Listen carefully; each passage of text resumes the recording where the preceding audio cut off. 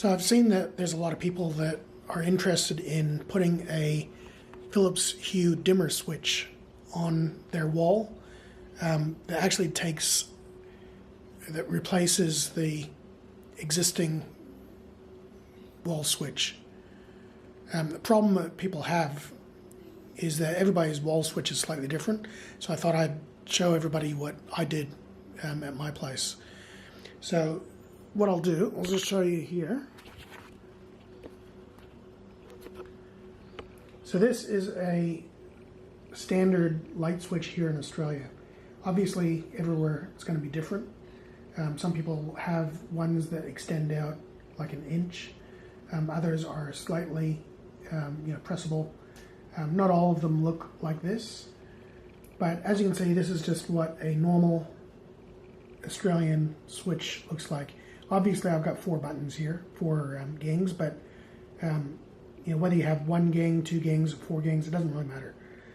So what I've done is, well, first of all, just before I show you that, what I've got here in my hand is just a stock standard Philips Hue Dimmer Switch.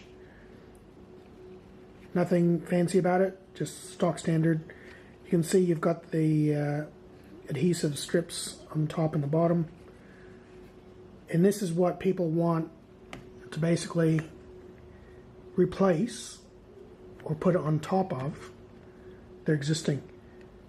So what I did is I went out to our local Bunnings, which is our hardware store here in Australia, and I bought just a blank wall plate.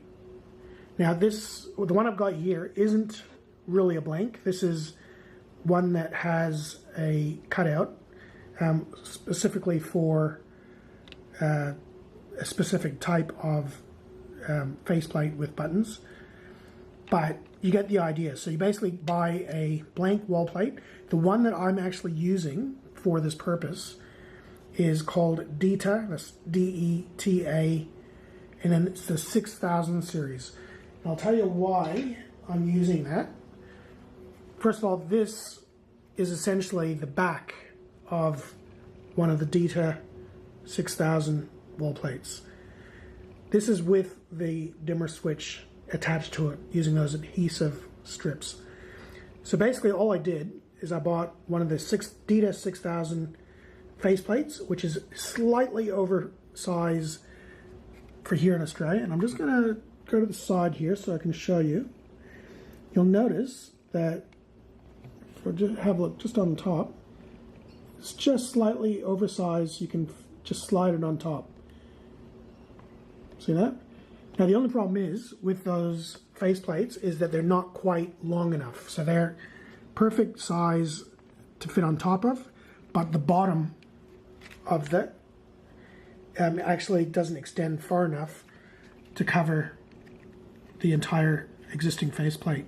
So all I did, I'll just come over here. So all I did is just I grabbed some wire cutters, but you could use anything, a little saw, anything to actually cut the plastic. And on the end of the faceplate, I basically just cut it off. So when you actually mount it on the wall, all you're doing is coming over here, just putting it on top and letting it sit like that. Now obviously that's going to come loose. That's very, very loose. So all I did is using the adhesive labels of the dimmer switch, I put it on or attached the dimmer switch plate itself to the new blank faceplate. And then, as you can see, these black Velcro strips, obviously they don't come with the faceplate, but I bought a couple of black Velcro strips, put it on the back of the faceplate like this, and then, and I'll just show you over here, this is the 1 gang switch. I'll just turn the light on. So that there, all I did was put some Velcro on that. And then you've got your cutout bottom, slightly oversized thing, and it just sits on top. And it actually takes a fair bit of effort now to pull it off. Now, as you can see, this is at eye level. You actually don't see, unless you really look for it, the fact that that's crudely cut. But, you know, if you're really good at doing things like that, you could probably clean that up. This might give you a little bit of inspiration on how to do your own light switch. But this works perfectly. It adds a little bit of thickness to the switch, as you can see here.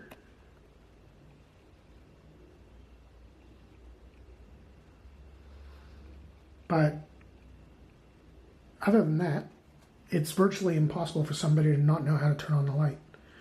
You've got your standard dimmer switch, so you can just pull that on and off. You know, that's your universal symbol for on, universal symbol for off. You can turn the dimmer on or lower. If I ever have visitors over, there's no question about how to turn on and off the light. The light is always on. In the event that I need to turn the power off for whatever reason, just pull because it's by using Velcro, I just pull that off, and you can switch the actual light switch off. So it works really well for me. You know, everybody's going to have different mileage on how they do it because it depends on obviously how your light switches are. Some of them are, you know, they extend out a little bit too far, so you may not be able to do this. But if you are going to do something similar, just make sure that the wall plate you get is slightly oversized so that you can at least fit it over your existing faceplate. It doesn't matter if you have to cut off the bottom section, because unless you're sitting on the floor, you're not going to really notice it anyway. I'll be really interested to see if anybody does do it this way. If you have any comments or suggestions, please let me know. If the video was helpful, please subscribe, share, and give it a thumbs up.